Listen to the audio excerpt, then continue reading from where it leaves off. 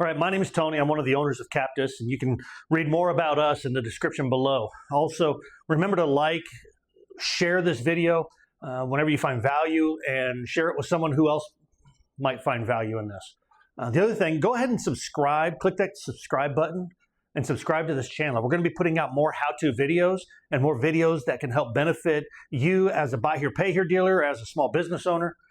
We want to help you grow your businesses. And that's why we do this. In our last video, I was talking about how to nurture new leads. Whenever I talk about nurturing new leads and I'm going through these stages, I'm talking about whenever you get a new lead, these are the stages that they go through and the processes or the systems that need to be in place to be able to nurture those leads to the point of sale.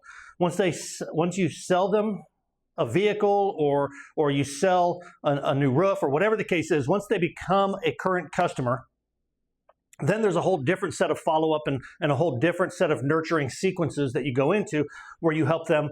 It's called customer ascension, where you have them coming back to buy more. And we'll have that in another video at a later time. In the first video, I talked about the importance of how you nurture leads you have not yet been in contact with. The 7 days, the first, obviously the AI stepping in to handle things at the very beginning, assigning it to a person, a 7-day sequence of follow-ups and nurturing that are targeted, then going into another additional up to day 30, from day 8 to day 30 of nurtured sequences. All of these are targeted towards your customer so that you get a response from them. That's really all you need at this point. When they put a lead in, you're trying to get a response, and then they move to stage 2. Stage 2 has its own follow-up or nurture sequence. First, these are called hot leads. Hot leads because they've responded to you. Not only did they give you their information as a lead, but once you contacted them or reached out to them to talk with them, they actually responded, and now everything changes for you. Your goal isn't to get another response.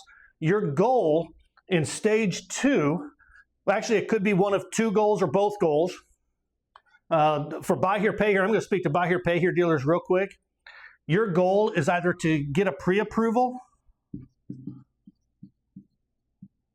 or qualification.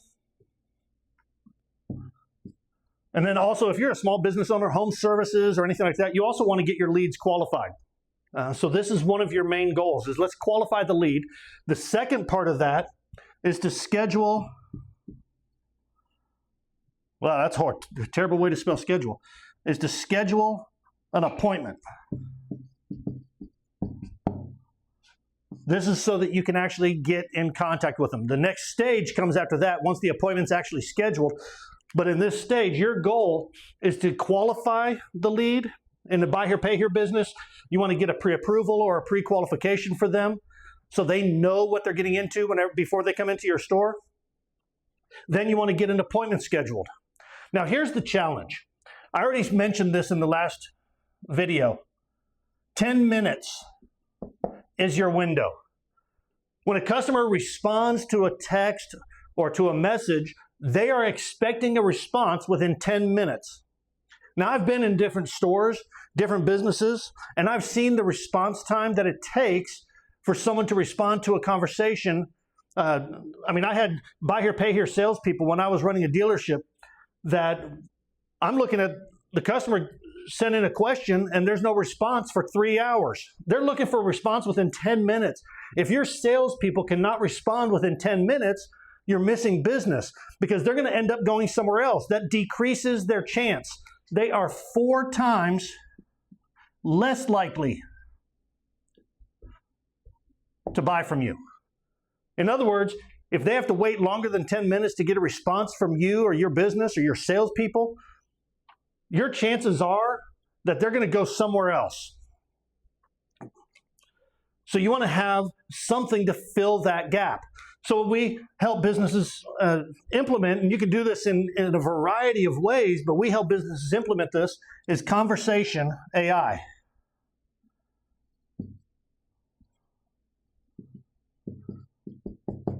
Conversation AI takes over the text communication. Customers wants to text in, turn your conversation AI loose. Turn the AI loose and let it have the conversation and answer those questions with your customers so that they can get pre-qualified. Yes, AI can actually help you pre-qualify your customers. If you're in Buy Here, Pay Here, you load in the questions that you want to ask. What are the things that are required for your customer to be approved? And then what can they be approved for based on that criteria? And AI can handle all of that for you. Not only that, the conversation AI can schedule the appointments for you. Now, there's a lot of ways you can do this. You can use outside sources. You can use ChatGPT to help with these conversations where the conversation automatically gets loaded into there. You can use Claude or any other AI software. If you can implement it, like we help businesses implement it all within one system, it's even better because then you can see everything right there. You don't have to worry about the third-party systems, and you can automate the responses and the response times for your customers. Remember, they're looking for a response within 10 minutes. Now, here's the second aspect. It's not just that you need to be able to respond quickly. You also have to be able to respond in the right way. You see, AI will take the entire conversation and use the entire conversation to help with the response. So it's actually responding with a targeted message, and it has a mission. The mission is either to pre-qualify or to set the appointment. So its only job is to qualify and set the appointment. I was working with salespeople for years, and one of the things salespeople like to do is they like to get distracted by the conversation. So when a customer asks a question, they give a response and then leave it at that. So if the customer asks, well, what are down payments for your vehicle? Well, our down payments vary. We tailor them to you and your situation, and then they leave it at that. They don't create a call to action. You have got to get a call to action. Every text, every message should be designed to get an active response from your customer. Once you get this pre-qualification, great, let me get you your information. I need all of these documents sent to me. Perfect. Here's a form you can load those documents on, and the customers load everything up in the form. AI takes over the conversation, sends everything to get pre-qualified. They go through that process automatically, and based on their information that they provide, you can send them a message within minutes that says, hey, look, we have you approved. We can get you into a vehicle within this price range with $1,000 down or however much down that's required. 500 down, whatever the case is. You can have all of this done within 10 minutes, and then that frees your salespeople up to be able to focus on some of the other tasks, like whenever there's somebody actually in front of them. Or they can take over the conversation and manage the conversations themselves if they're responding within 10 minutes. But you have to have a call to action. If you do not have a call to action within your conversation, then you're going to lose those customers because they're not expecting to respond to anything. All you're doing is giving them all the information that they need, and then another salesperson who's better at a different location is going to tell them, look, we have you approved. Are you going to come in right now so we can get it done? And they're going to say, yeah, we'll come in, let's go. And you just lost a sale because you weren't having, and you didn't have a call to action. The other thing is, there's a few things that you want to do with your conversation.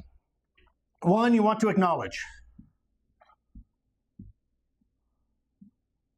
You can acknowledge what their situation is, what they're telling you. The best way to do this, well, acknowledging is, look, I get it, I understand.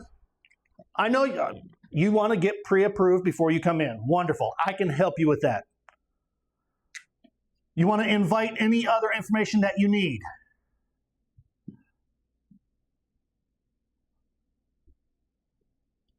So you want to get more information, whatever you need. If it's documents that you need, if it's insurance, so if you're a roofer, I need insurance documents, perfect. I need your insurance company, perfect.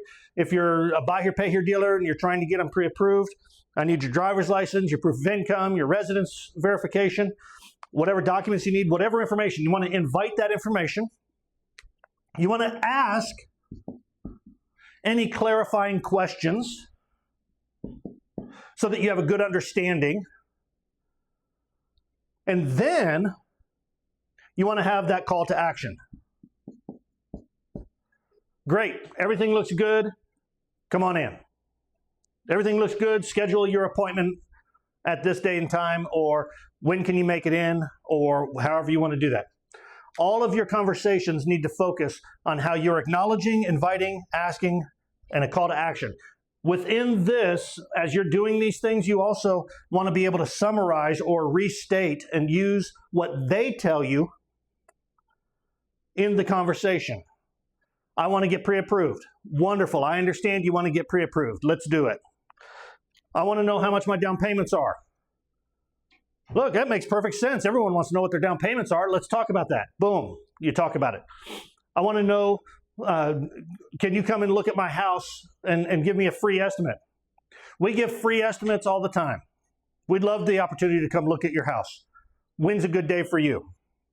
So you want to be able to use these steps in your conversations. As you do that, people will start scheduling their appointments, and then you move into stage 3, which we'll talk about in the next video.